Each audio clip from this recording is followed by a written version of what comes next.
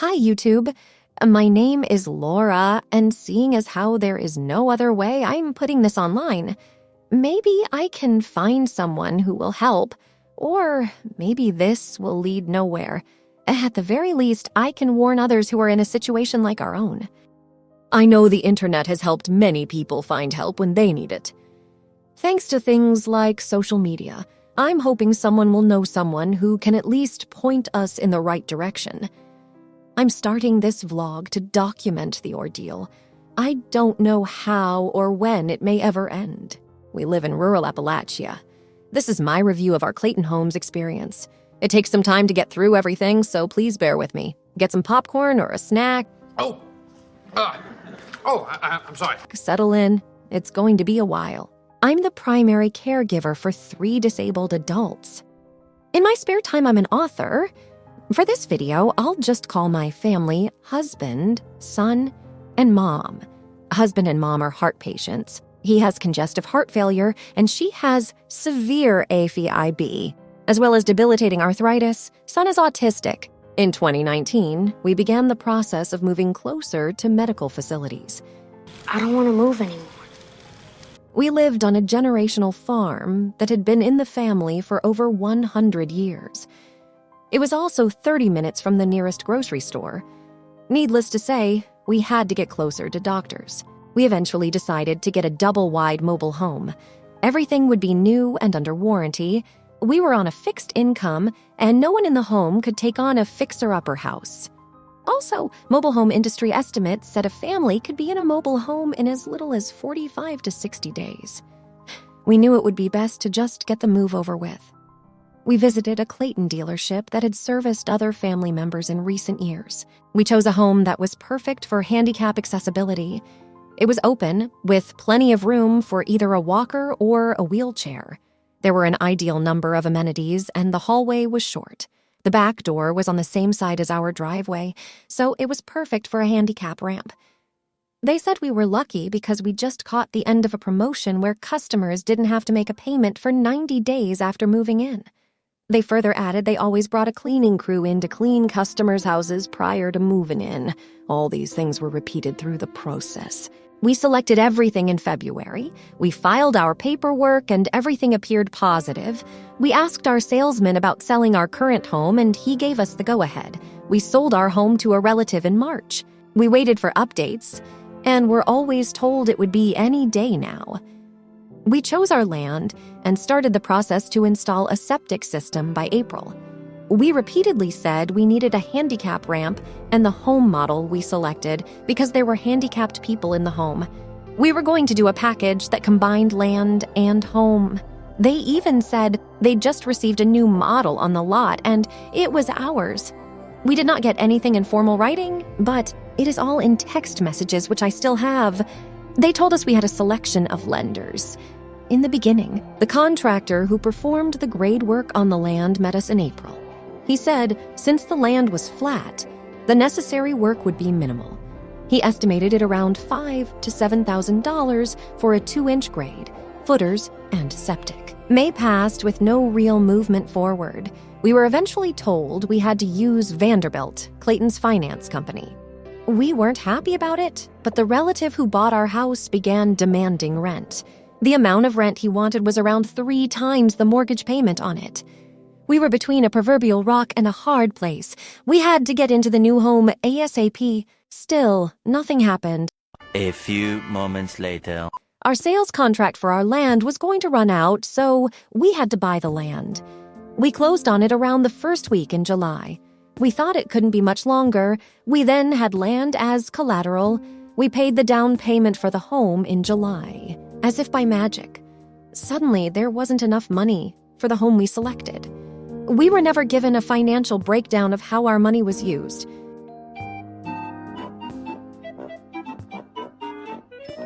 We didn't understand it, but the home center said they had a model we could use.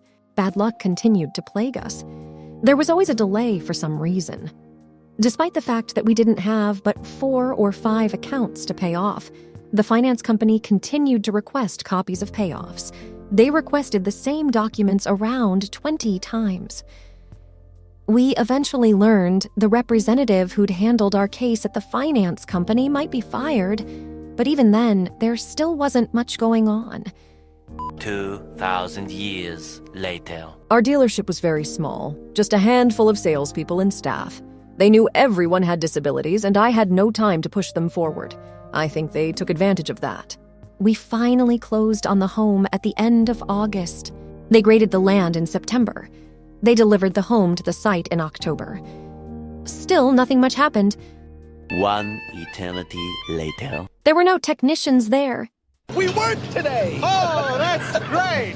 Where is Brad? In all, technicians put around 3 days of work in on the home before we moved in. Did you get the water? We have stairs! We were then told the grade work on the home was $20,000, although we were never told why. In truth, over $21,000 went just to the excavator when he said it would be $5,000 to $7,000. The dealership moved our driveway further around the back, then turned around and said our money was gone. We didn't even have enough for gutters and underpinning, certainly none for porches or a handicap ramp. Our relatives took pity on us and built us a porch so we could get a wheelchair inside the home. The staircase! We have stairs! They paid for it out of their own pocket and constructed the porch themselves. No one could afford a handicap ramp, so the family all had to manually lift my mother in her wheelchair onto the porch to get her in or out of the home. We were finally told we could move in at Christmas. We thought the ordeal was almost over with. Rent had depleted the money we saved to hire movers. We had to leave many items behind because we couldn't transport them, and we had to get out before more rent was due. Screw it! Screw it! Screw it! We were wrong. We had to cut the water on in the home ourselves. The night we moved in, our water line froze. We contacted the dealership, but everyone was out for the holidays. They neglected to tell us our water line sat atop the ground for around 20 feet under the home. We'd always lived in a house, so we didn't know to leave the water running so that wouldn't happen. We were without water for days.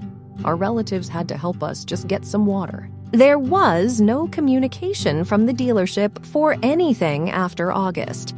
My disappointment is immeasurable, and my day is ruined.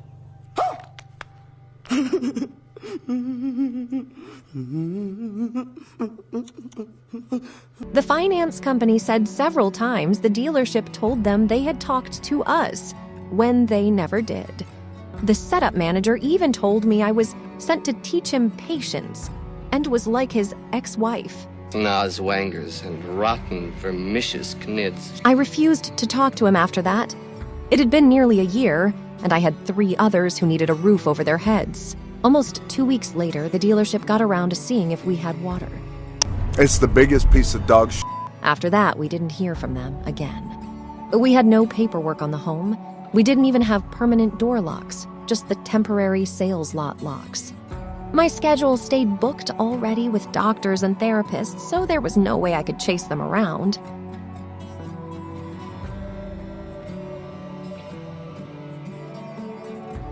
The home we were sold is apparently made up of second-hand parts. Oh! Ew! Dude! What the fuck? It was not handicap accessible and did not have the needed amenities. The front and back doors don't fit.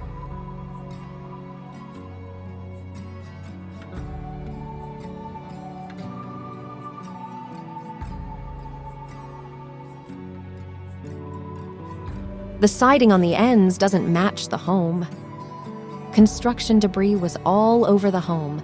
There was a pile of shingles, insulation, and spare parts in the master closet, as well as throughout the home. There were pieces of homes that weren't ours inside. There were cans of paint as well as paint stains. The huge metal hitches used to bring the home here were likewise abandoned. Now they're just taking up space in our yard. They gave us fiberglass steps for the home's front that will not pass code in our state. Every piece of trim in the home was gapped and crooked.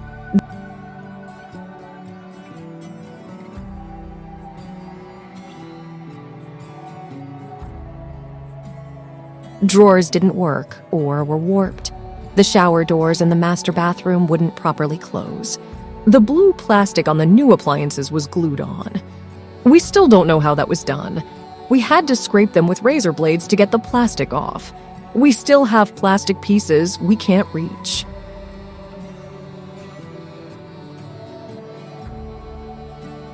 There were holes in the floor. The marriage line boards were filled with nails that kept coming back up. They were a fall hazard. The dishwasher wouldn't work, so we had to work on that. The mantle in the living room was falling down. Our water pressure regulator broke about 2 weeks after moving in.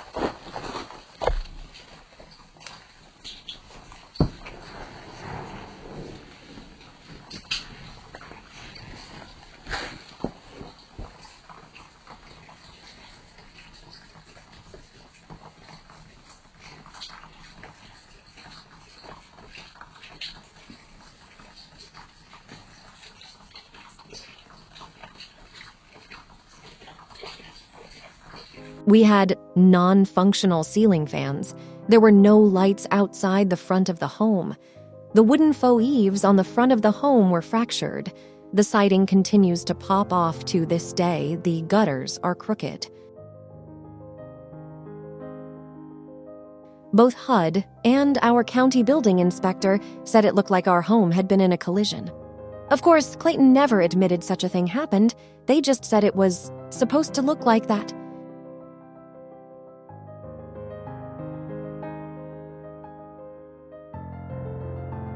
We had to go to our county building inspector for help. He gave us information on what actions we could take, including involving Virginia's HUD. He called the dealership and essentially lowered the boom. The home was supposed to have gutters and underpinning 90 days from setup. It had been 4 months. I wrote a letter to the CEO of Clayton after that. Around a week later, the dealership absolutely blew up our phones. We were uneasy and wanted to ask an attorney about our options. Technicians began showing up at our home without asking or warning. Suddenly, we had gutters and underpinning, although they didn't replace the muddy vapor barrier under the home or get rid of the standing water on it. They just installed the underpinning over it. HUD came and inspected the home alongside the building inspector. They picked out the same issues we had. Much needed replacement. We made a list, and the actual manager of the manufacturing company came. We thought it was almost over, but it wasn't. We learned the finance company had issued the money for the home in October, so our payment was due as soon as we moved in. There was no 90-day period. The dealership told the finance company they went over everything with us when they did not. They also made our first month's payment without telling us, so there was no hope of refinancing for another year. A series of technicians came and did basic work, thanks to HUD and the building inspector. They had to replace 3 entire walls. We finally got actual locks. They fixed the holes in the floor. They adjusted the doors and added some insulation around them, but did not replace them. They still didn't function correctly. They pushed much of the trim back together and nailed it in place. One of our bathroom frames has over 100 nails just around the door. They just threw some wood putty over part of it. They did replace the faulty chandelier, and we learned it had been a tremendous fire hazard. They brought a standard work order, which I signed because it listed the work they'd just done. I must have signed 4 or 5 different job lists. What a dump. They refused to work on much of the home. Nope. They refused to work on the siding because it was under warranty from Georgia Pacific. I told them repeatedly we had no paperwork or information on how to go about getting in touch with them to get our siding fixed. It did no good. We still do not have any paperwork. Much of the home was supposed to look like it did, even though it looked broken. At this time, my mother had struggled with her heart for months. We thought we were going to lose her. The issues with the home had a horribly negative impact on her health. Technicians did as little as possible as quickly as possible. They did around 1/3 of the work and told HUD they did everything. They presented one of the simple work orders as proof. I was too busy caring for Mom to stay on top of it. A few months later, I wrote HUD to ask what happened. They said it was over. Everything was signed and agreed upon. If I wanted further action, I'd need to refile all paperwork and start again. We stopped and contacted Virginia's Department of Professional and Occupational Regulation. We thought they would help us build a case against Clayton. We had an arbitration clause in our contract, but wanted to ensure as much as possible was documented. We sprang many water leaks by September. The roof and the pipes under the kitchen leaked. We did get a technician out who patched the roof and painted over the water stain on the ceiling. We still don't know what damage was done to the home from that leak. They had to tear out everything under our kitchen because there were so many leaks. We still have water damage in strange places. We live in Virginia, but our dealership was in Tennessee. We contacted attorney after attorney in both Tennessee and Virginia, but no one would help us. There was always an excuse. We have extensive documentation and photographs, but it didn't matter. The department fined Clayton for what we went through. We also learned our home didn't even pass a basic marriage line inspection, which is an inspection of the line where the two halves of the home meet. That's why our marriage lines wouldn't stay properly aligned and covered. It's one of the issues that's ongoing today. And today, we're still without an attorney and without end in sight. Both the carpet and the linoleum in the home is coming up. The kitchen cabinets are falling apart.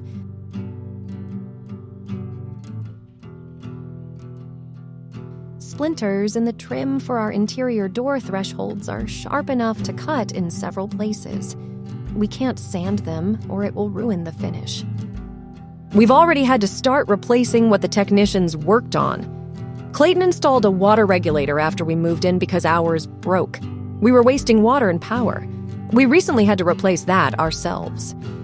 In addition to running up a $900 power bill, the plumbers wanted an additional $1,700 to fix everything.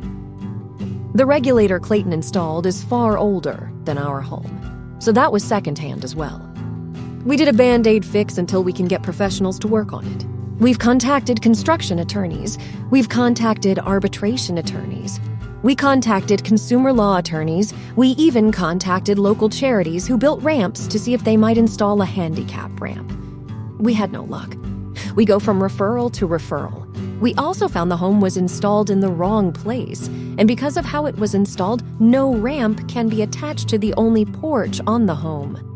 The central heating and air unit is on one side, the crawl space access door is on the other, and the septic tank riser is in front.